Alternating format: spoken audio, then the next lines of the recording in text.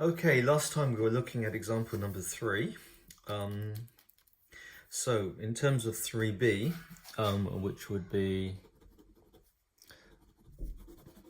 the horizontal deflection of the rightmost joint.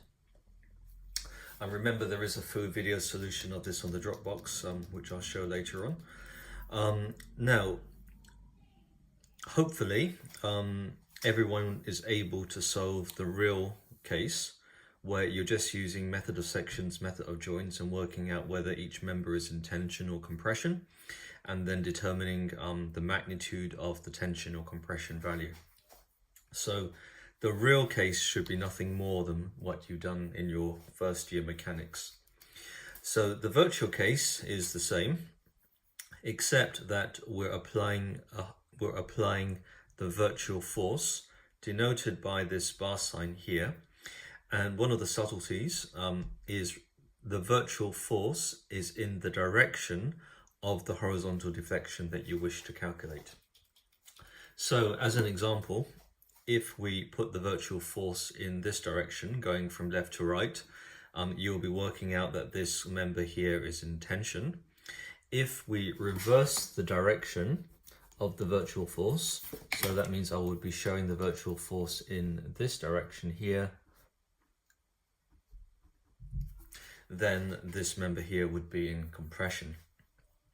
So you don't really need to worry about it, but it is nice if you're able to predict the direction of the horizontal deflection. So in this case here, we could sort of imagine that as this deforms downwards, the horizontal force, the horizontal deflection might be in that direction there. So this virtual force has now been applied in the direction of what we believe would be the horizontal deflection, which means that when we finish the calculations, our value for the deflection delta should be positive. If the value for the deflection delta is not positive, that means that we have misunderstood which direction that point will be going in. So at the moment we're expecting it to deflect to the left, so the virtual force is to the left. And if the answer at the end turns out to be positive, that means that this assumption was right. If, on the other hand, we had it the other way around, with the virtual force acting in this direction here, so absolutely nothing wrong with that. If we were wrong in our initial assumption and we thought that that point was going to move in that direction there, then at the end of the calculation, all that's going to happen at the end of the calculation is that your value of deflection would be negative, which tells you, hey, I think that the virtual force was applied in the opposite direction to start with, but it really doesn't matter. You've got a negative value. That means the deflection is negative, which means that it would be moving in that direction there. Please remember that when you apply the virtual force, you're only applying it at one location. So if you want to use this unit load method, you're applying the virtual force at one location only. So your structure wouldn't have two loads on it like this one here. It would only have a single load, and that single load is going to be applied at the position of at where you're trying to calculate the deflection. So there's a full work solution in the Dropbox for that. There's also a few type solutions which you can have a look into for the calculation.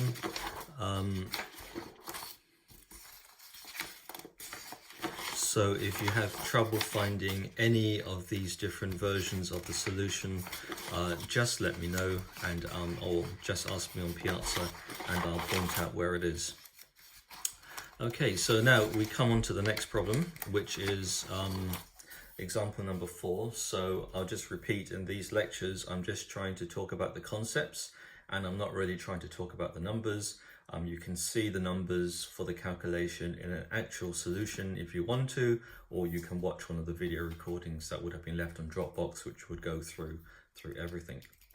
So let's have a look at this one. 2 trusses are jacked apart with a force of 100 kilonewtons applied as shown in figure 14.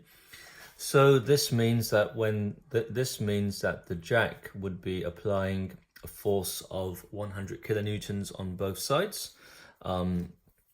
which means that you could sort of think of it as that going down there. Okay, so you could think of it like that, and you could say there's a 100 kilonewton force here. Okay. And then on the other side, which I'll draw here, so I'm not showing the jack in this case here, and obviously we can see that it's symmetrical. So go down like there to the bottom as shown.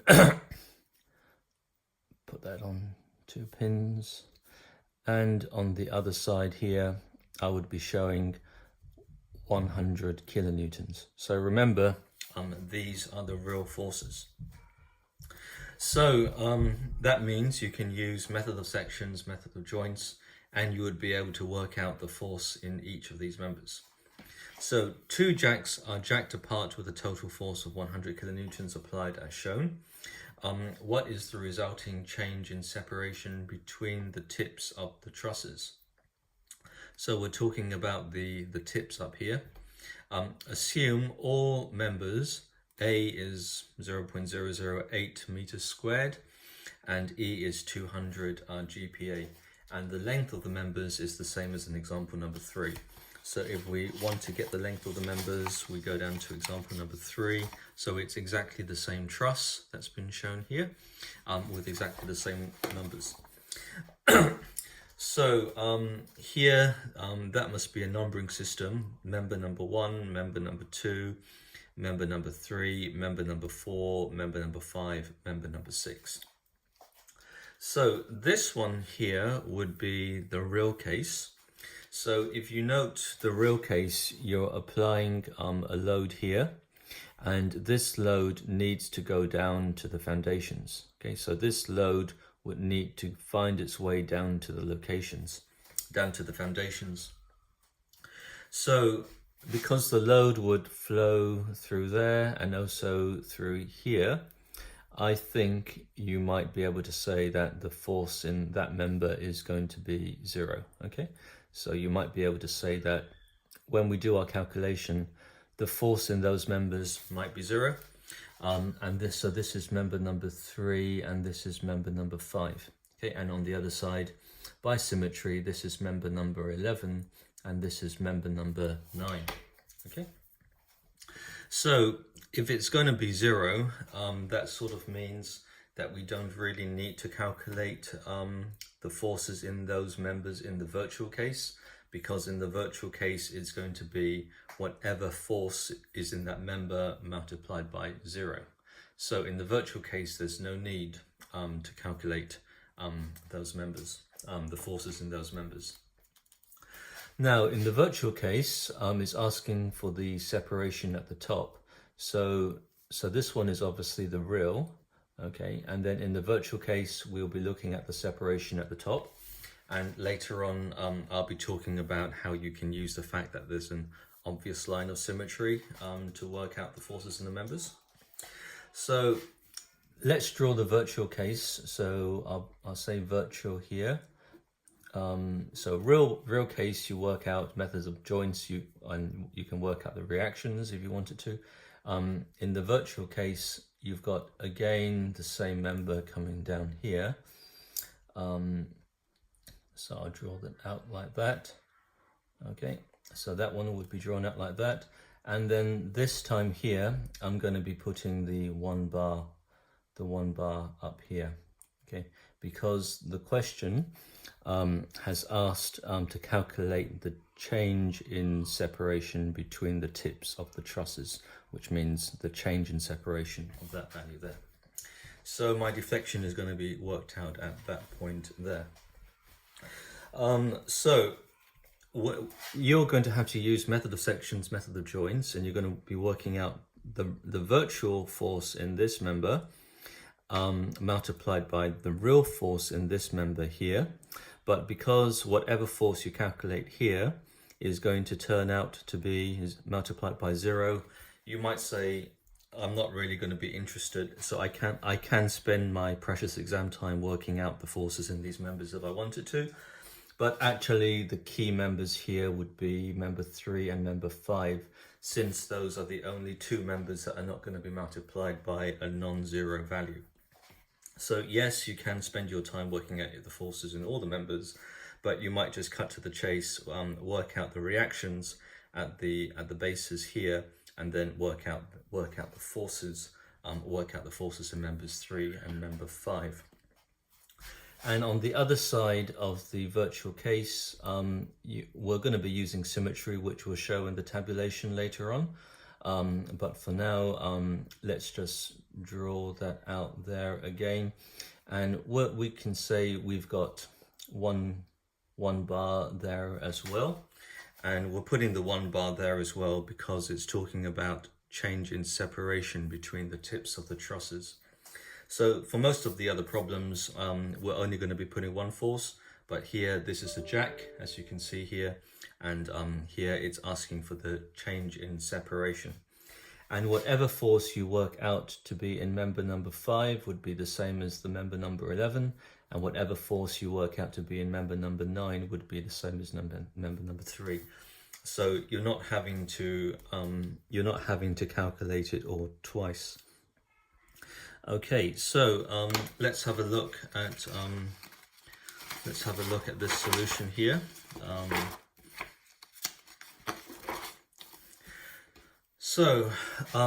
We'll start off with this solution here. So this one here would be the real case. So this one here would be the real case, and so the real case would lead to real ends. Yeah. And then this one here would be the virtual case, which we've got up there. And then in the virtual case, everything is going to end up in the end bars. Okay. So we can see the real case is going to lead to ends in this column here. So this column here is the real. This column here is obviously the length of each member, as we talked about before, all nicely tabulated. From 1 to 12, going all the way down. These are the real forces that you calculate in the members using method of sections, method of joints. And as you can probably see, member 8, member 2, member 4, member 1, the real forces, as we've all described, are going to be 0. And we can also see that member 3 is going to be in compression. So just for the sake of this table, compression is negative. Okay. It doesn't really matter. You could have your sign convention as compression is positive. It makes no difference at all, because what you're going to be doing is you're going to be multiplying compression by compression is positive and tension by tension is positive. But if one of them is the other one, like compression tension or tension compression, then you're going to end up with a negative value. But for now, we'll see that later on, but for now, if you want to call compression positive, that's completely up to you. So here we can see all of the numbers tabulated for the n bars. So all of these forces have been calculated by method of sections, method of joints, but ultimately all we're interested in is member 3 and member number 5, okay? Which, using method of sections, method of joints, after you calculate the reactions, is going to lead to these values here. So in your table, you've got the real, you've got the virtual, all nicely tabulated. And then at the end, it's going to be real force times virtual force multiplied by the length of the member. And you're going to sum that all up, and it's going to end up to be 7044. And as I stress, all of these ones become 0 because of the 0 value, which we can see there. So we can now calculate the change in separation by dividing the sum of all of the, so that one is going to be the sum of real, virtual, and L, which, sorry, let's just keep that consistent, real, virtual, and length. So that's the sum, and you divide that by EA. EA is going to be, EA is given in the question, convert that to the appropriate units, and then you come up to be 0.44, which is the separation, i.e. how it's further apart. So note that when a member is zero force in one loading case, there is no need to spend your time in the exam calculating these forces, because in the second loading case, since their product is invariably zero, you might like to try this one again, having the opposite sign convention of compression positive, and you'll get exactly the same answer. And you'll get exactly the same answer because compression times compression is positive, and tension times tension is positive. Okay.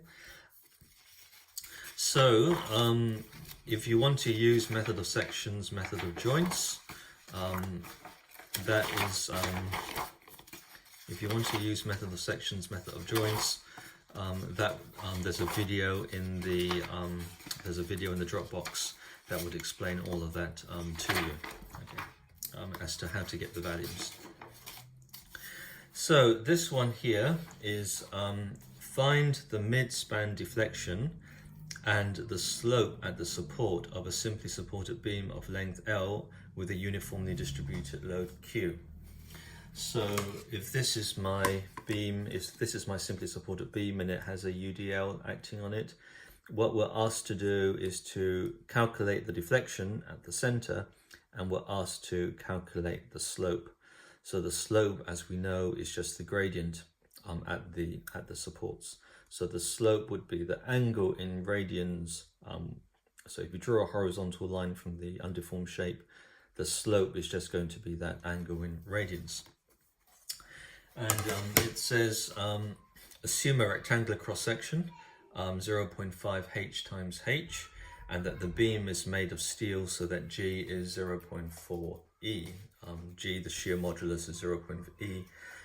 Compare the influence of bending moment and shear force on the deflection. So up to now, we probably have ignored shear deformations, but there is something called shear deformations. So if I drew myself a very, very short beam, so if that was a very, very short beam, and it was quite a deep section, and there was a load acting down on it, hopefully you might be able to deduce that there might be a deformation that looks like that. So that's not bending, that's shear deformation. So that would be shear deformation. So in the case of the model, now in the case of this model, we can see that this beam is actually very long, and that the beam is very slender in terms of the dimensions of the cross section. So you can see that the dimensions of the cross section are very small compared to the length. So in most cases, you would be ignoring shear deformations. So if I stuck a load down there, yes, there is a bending deformation or a bending deflection, and there is also a bending due to shear, which we would see there. So we would say for a long beam, so a long beam of the same dimensions, with the load acting on, it's normally going to be bending. So it's going to be bending.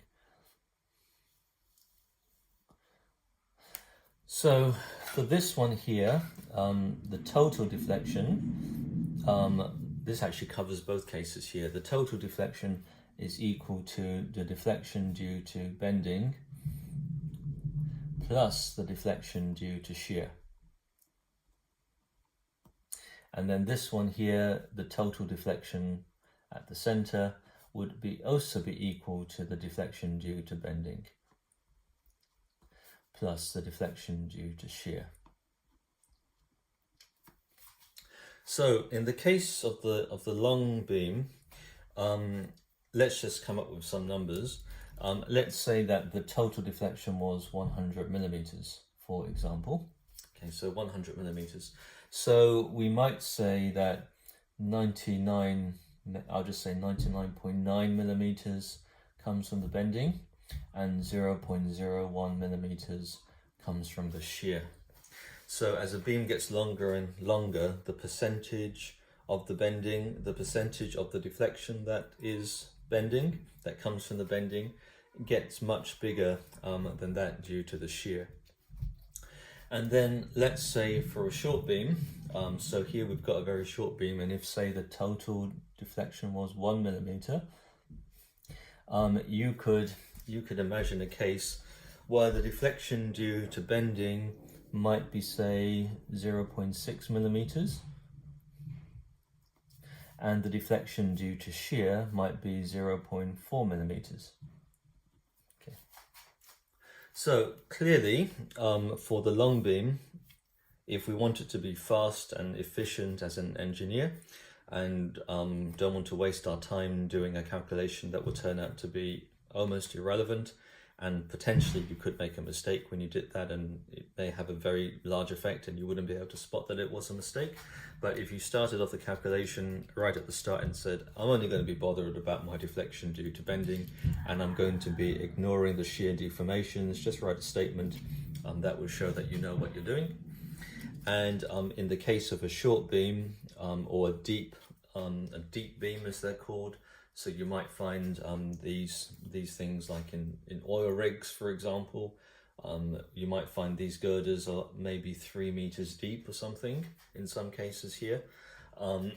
So you would then need to worry about shear, and you would need to worry about bending, because you're calculating deflections and they look quite irrelevant, but you would also be needing to calculate other things like shear stresses as well. Okay, so up to now, I'm not sure if Quincy or Lucas have covered with you how to calculate the deflection due to bending, but they certainly wouldn't have covered with you how to calculate the deflection due to shear. And this is where we use virtual work. So if we go back to the page in the notes where we talk about the general equation, which we've got here, which would be equation number 25. So our thing is only bending about one axis, so we're ignoring minor. There's no axial force in this case here, so that one is being ignored. So what it comes down to is a bending virtual work plus a shear virtual work, all about the major axis. So when we talk about our beam, when we talk about the beam, there's no torsion, and we just worry about that term there, and we worry about that term there. Yx, that's a bit strange, but never mind. Okay, so we're worried about this one, and we're worried about this one for the case that we've just seen. This one is actually not bad. I mean, it's a very short beam, and it's deep, and the depth is quite small compared to the dimensions. So I could probably move one hand relative to the other, and under the camera. So just imagine that's 1/2 and one going up, and there's a lot of buckling happening here, which I can't suppress, but you might be able to see the shear deformation. Okay, so there is a deformation due to shear, and normally we would be ignoring that deformation due to shear, and the longer the beam becomes, the more irrelevant the deformation is due to shear. So there's going to be the real case, and there's going to be the virtual case. So let's have a look at the real case here. So we'll have a look at the real case, which would be this beam here under the UDL, which would see there. So this is the real, and then this is W being applied to the real case. Let me just move that in. Okay, so W, so this is real. Okay, so this is real, and this is virtual.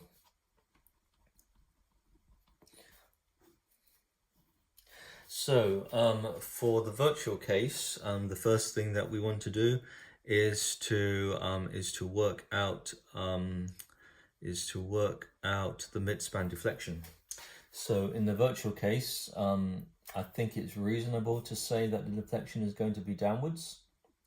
So if the deflection is going to be downwards, firstly, we want to calculate the deflection at that point. So that's where we apply the virtual force. And secondly, we apply the virtual force in the direction of the positive deflection.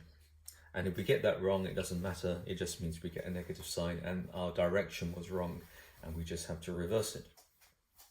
So right now I'm going to be applying the virtual force. I'm going to be assuming that it's going to be deforming downwards.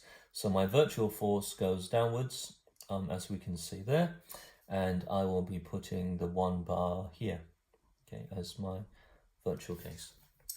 So if you now look back at the equation, you can see there's a real bit and there's a virtual bit.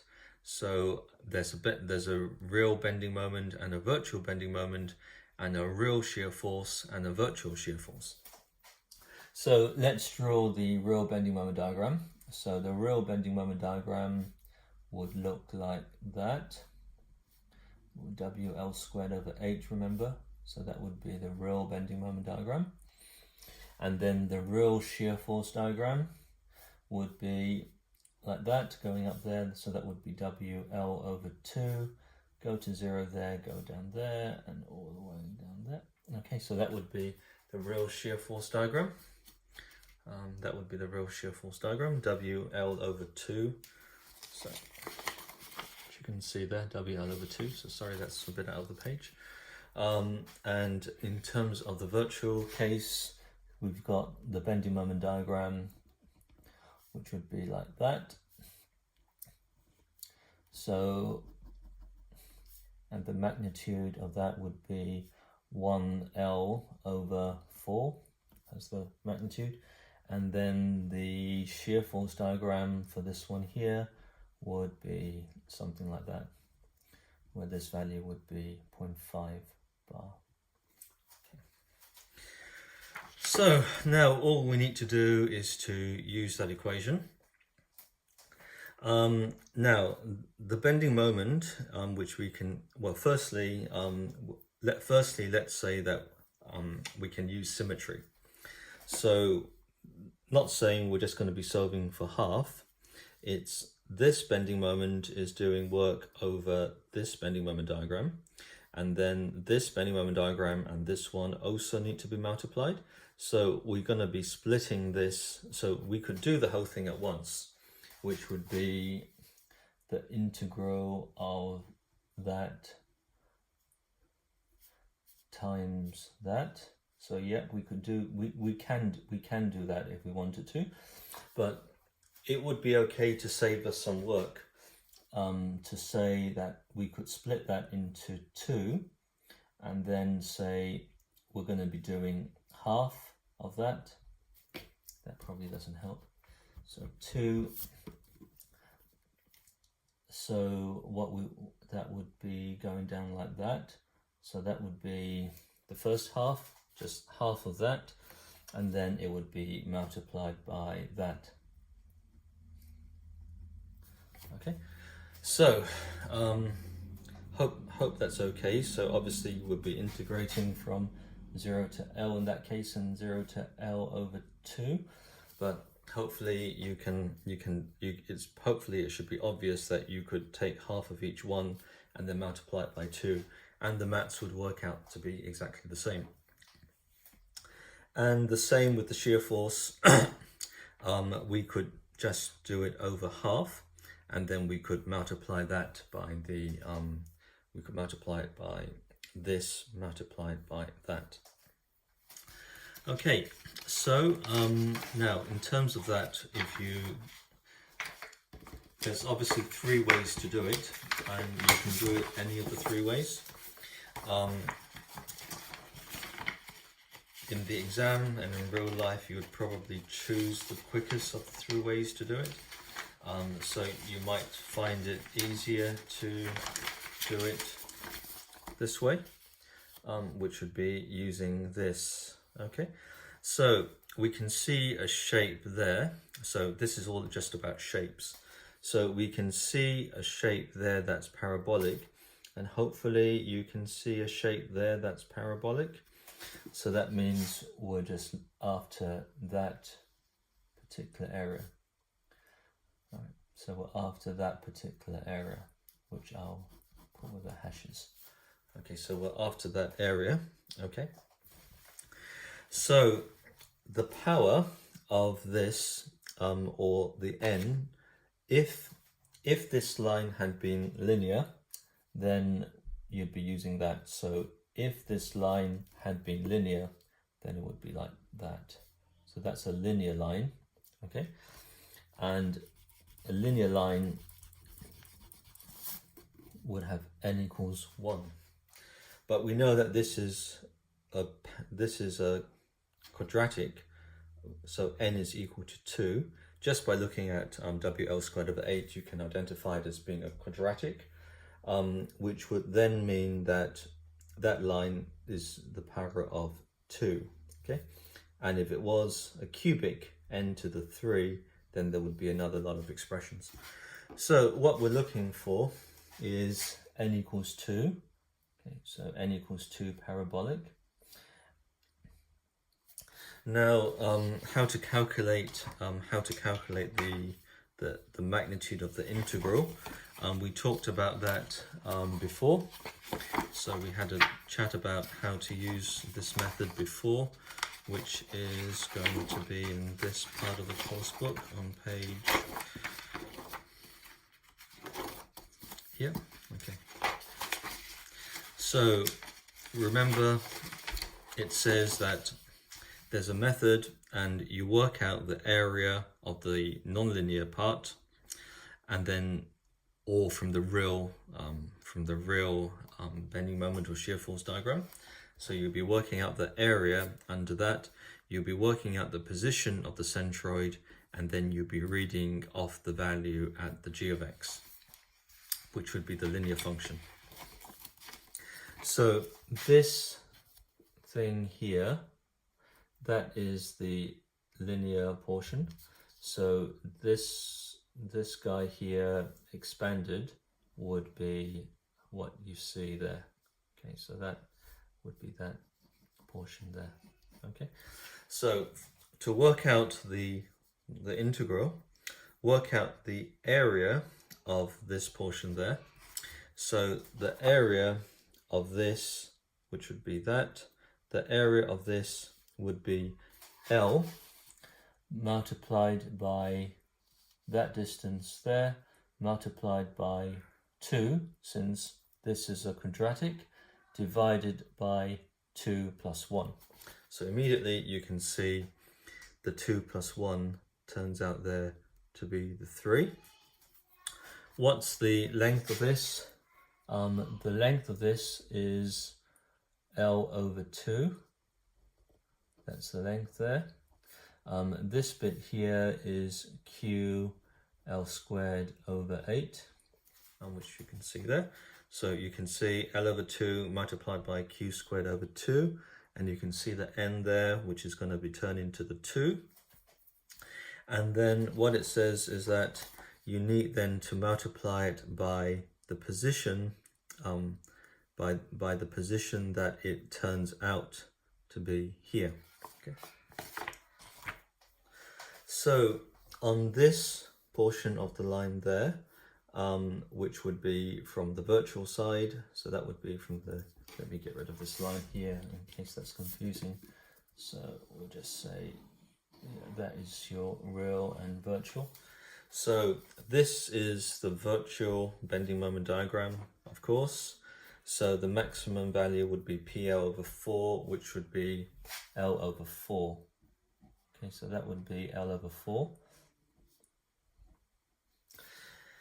And using similar triangles, we want to know where the centroid of that shape is. So this here would tell you where the centroid is. So it's clearly that shape there. And we would be the centroid is 5/8 of that distance there. So 5/8 multiplied by L. So in this case here, that's L over 2, remember? So 5/8 of L over 2, whatever length it is, multiplied by 5/8, that will give you the position of the centroid. And then from there, you can read off that value. Okay. So the integral is the area under here multiplied by whatever value that is read off from the centroid of that shape there. So you should be able to determine that magnitude there. Okay, just using similar triangles. And of course, don't forget the 2 here, because you're repeating it twice. And then you'll get your equation for the deflection. And on top of that, you need to add on the shear deformation part, which is going to be which is even easier. So the shear deformation is 2GA over 2 for the same reason that we talked about before. And here we've got a triangle. Here we've got a triangle multiplied. Here we've got a triangle multiplied by that value there. So the g of x term is clearly going to be half. So that there, this is going to be half, or 0.5, because it's constant. So that term there's already taken care of for you. And all you need to do is to work out the area of this triangle, half base times height. So the base is L over 2, half base times height, and then the height of this one here is going to be, the height of this one here is QL over 2, or WL over 2.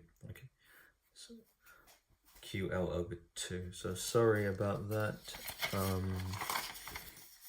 Let me just turn that into Q's. QL over 2, not that it really matters. Okay, so under a load Q. Okay. Right, so work out the area. So using this method here, work out the area, multiply it by the constant value, which is 0.5, and you get the shear deformation. And then you the total deflection is adding the bending together with the shear. So shear is denoted by V, and the bending is M for moment.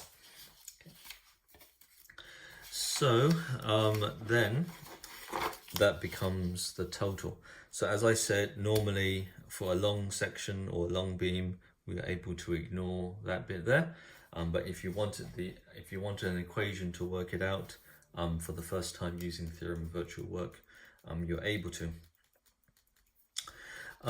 So it can be quite nice to divide these two by each other just to see what the relationship between the two is. So this is what's go on through here. We're just dividing the deflection due to bending by the deflection due to shear, and you can then tabulate for yourself the ratio of shear to bending.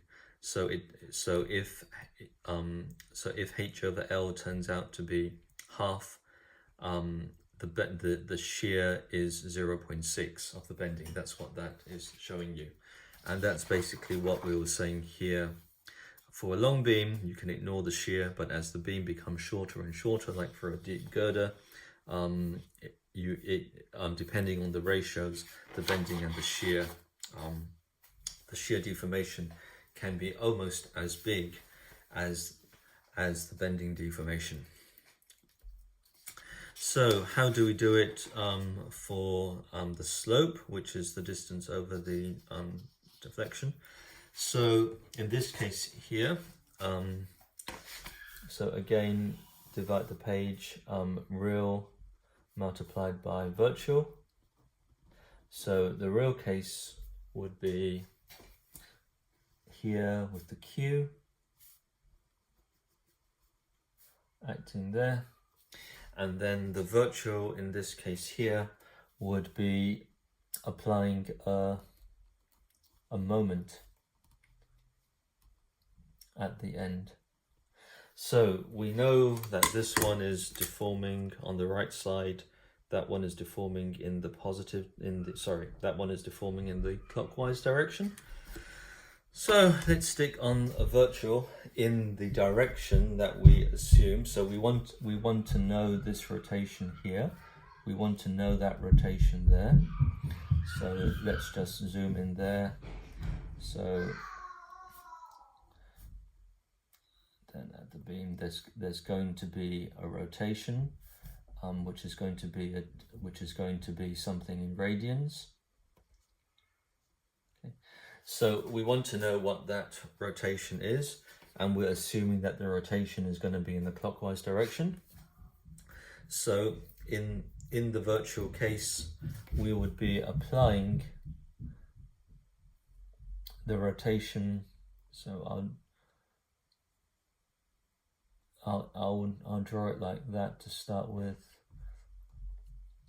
We would be applying the rotation in the clockwise direction. So that's what I would do here, and I would rotate that in the clockwise direction, as you can see there. And that can be shown. So as you know, we don't need to show both sides. So that can just be tidied up as something like that, or showing the other side if you wanted to. And this one here becomes one bar. So we've got the real bending moment diagram, which would look something like that with the WL squared over 8. And then we've got the virtual bending moment diagram, which in this case here would be like that. And then we are applying it like that, as you can see. So we're applying it like that. So the tension side goes down there, and that would go up there to 0. So this is the virtual one. And so we've got a parabola multiplied by a linear function. So what is the so we've got the internal virtual work is going to be equal to the external virtual work.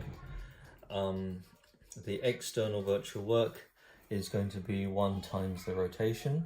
So 1 bar multiplied by the rotation, by the real rotation in radians. So that's going to be the external virtual work. So external virtual work is going to be that one there. And then the internal virtual work, which it must be equal to, would be equal to the integral of the 2 bending moment diagrams from 0 to L mx, m as a function of x, mx bar dx over EI, which is equal to integral from 0 to L m. Let's just show it here. So that would be that bending moment diagram multiplied by this bending moment diagram, dx, and then 1 over EI here, okay? Which is how it's shown in the video, dx over the length. So we know, so we're going to be multiplying the 2 shapes together, and we know that the centroid of this shape is going to be here, and if we trace that back up here, that's going to be turn out to be 0.5.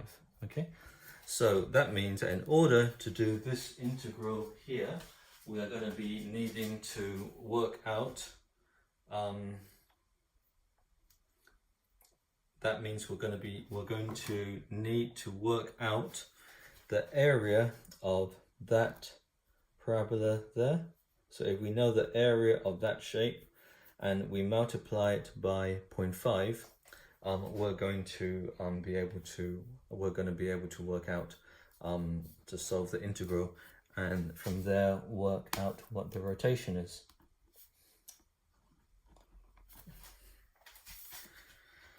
So again, if you wanted to, if you didn't know what the area of that shape was, then it's just going to be twice this shape here.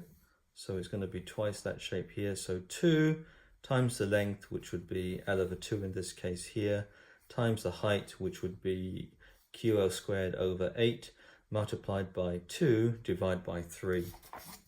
And if you did that, you would be working out the shape to be that value there. Okay. So that that tells you how you can use virtual work, or this theorem of virtual work, to work out both a deflection as well as a rotation. And in the Dropbox, if you want to, some more notes that you can have a look at if you wanted to.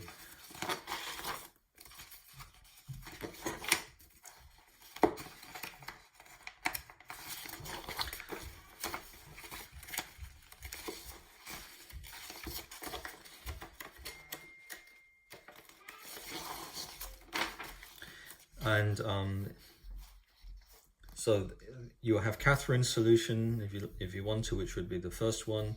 You would have these other ones, and you could also watch my old LiveScribe solutions if you wanted to, which may be a bit longer. So example number 6, which we'll come up to. For example number 6, for the frame shown in figure 15, calculate the horizontal deflection at the support at D, and all member flexural have flexural stiffness EI. So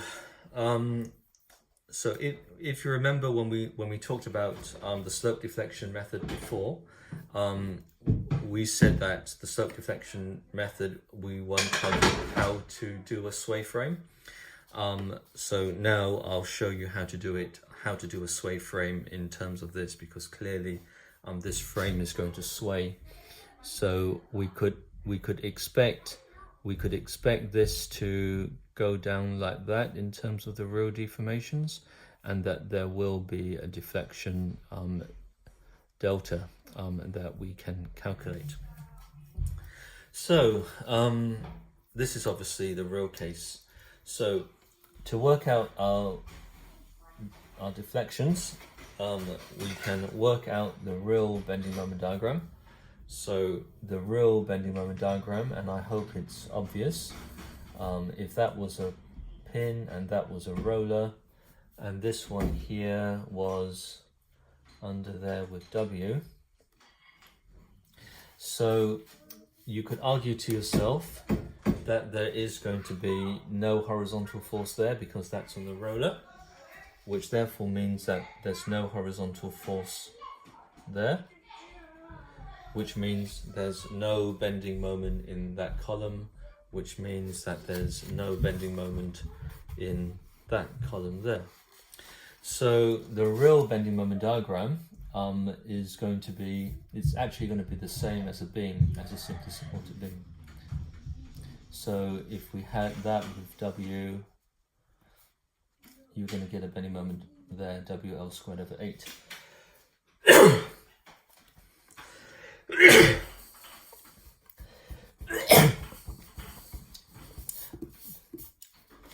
So if I wanted to draw my bending moment diagram for the frame, my bending moment diagram is going to be WL squared over 8.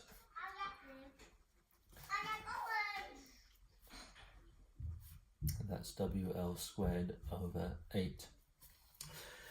So all that's going to happen is this beam, or the horizontal part, is just going to move across such that that is straight and that is straight.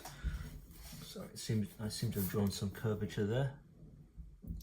So that is straight and that is straight. So that's straight and that is straight.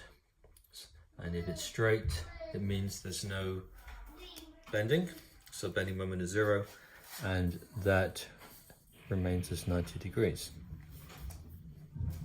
So that would handle the real case. So we know the real case bending moment diagram. And how about the virtual case? In the virtual case, it says we need to stick wherever we want to calculate the deflection. So we want to calculate the deflection there, and we need to stick it in the direction of the deflection. And if we get that, which means that the virtual force goes from left to right. And of course, if we've got that wrong, it doesn't matter. It's all that would happen is that our numbers would be out by a negative. And we'll just make that correction right at the end of the problem. So in terms of the virtual case here, that means that I'm going to be sticking one bar here and with the same support conditions. So if you're going to be sticking one bar there, that means that there's going to be an equal and opposite reaction of one bar there as well. If there's going to be one bar there, then this side is going to go into tension.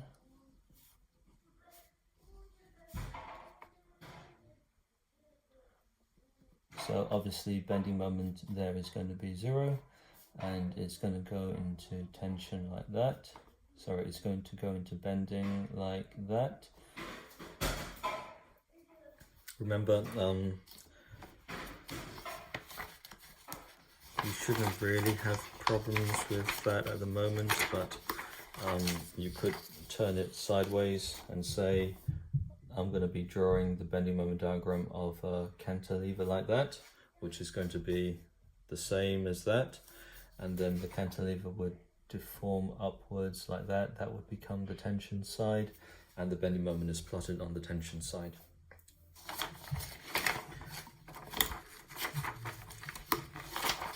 So that would be a helpful way to deduce which side. And by continuity of bending moments, we know from here that would go to 0 and that would go up to the same value. So we'll be drawing that one there.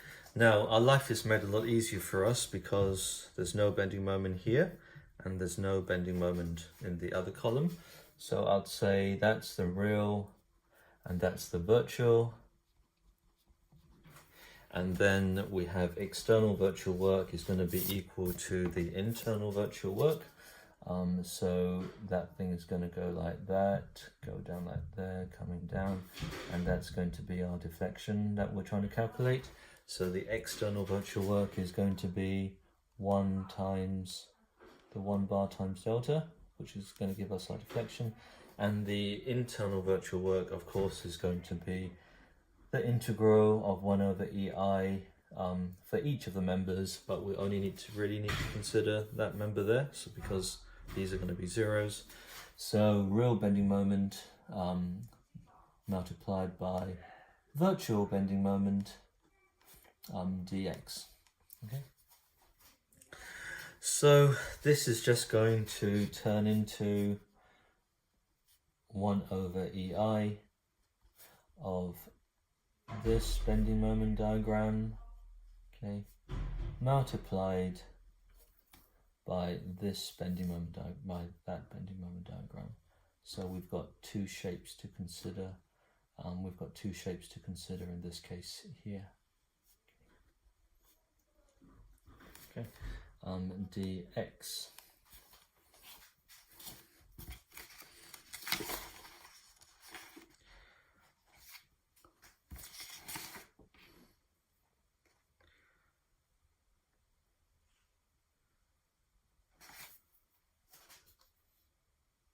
So seems I've made a mistake with the virtual bending moment. So if I was in the class, obviously the whole class would be shouting out at me that I've made a mistake there. So hopefully that is better. So sorry about that. And then the bending moment on the would be like that. Okay.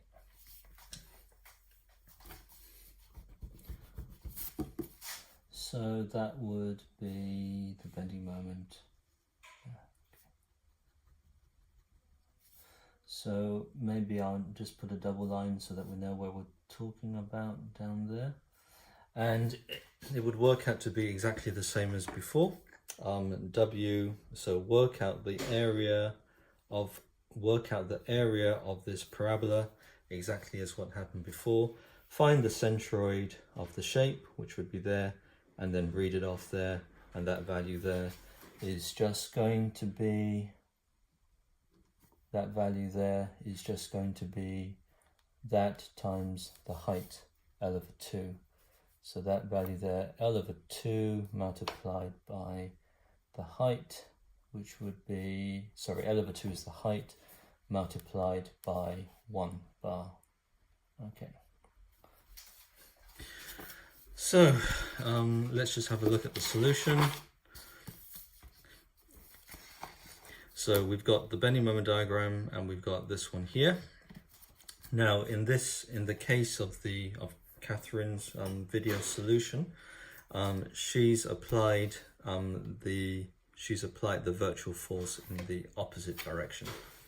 So that means that her bending moments are in the opposite direction, and then you would have to do the correction later on to turn it out to be, you have to do the correction later on because the number would turn out to be negative.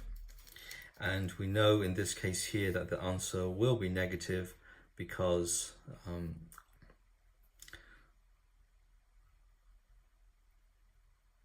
we know that the answer will be negative. So I'll leave you to work through example number 6. Okay, so I'll leave you to work through example number 6, and then next time we will have a look at example number 7.